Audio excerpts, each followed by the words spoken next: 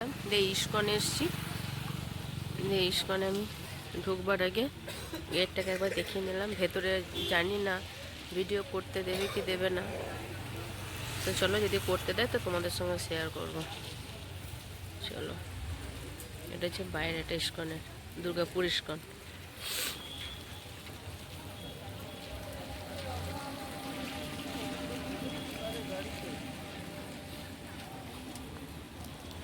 তো চলো ভেতরে যাই, বৃষ্টি পড়ছে। আর একটা গেট আছে ঢুকবার, এখানে সব দোকান আছে ইস্কনেরই। আর এখানে আছে খাজা, এসে মিষ্টির দোকান, কেক। এই দিয়ে প্রবেশ করে।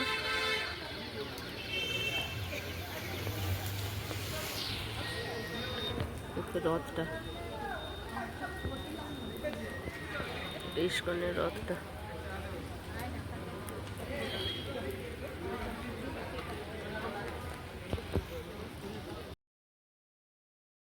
আমি চলে এসেছি মন্দিরের ভেতরে। তখন আরতি হচ্ছিল, তো আমি সেই টাইমটায় আর কি ভিডিওটা করতে পারিনি।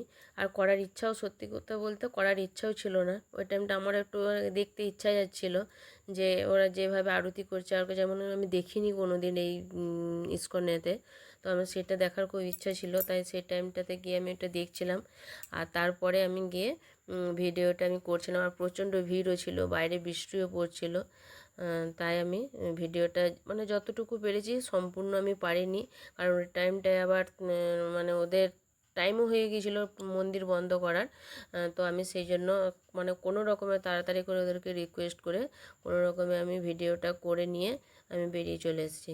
তো তোমরা দেখতে থাকো মানে কীরকম কী করেছে না করেছে দুর্গাপুরে ইস্কন, তোমাদের কেমন লাগলো না লাগলো সেটা জানিও।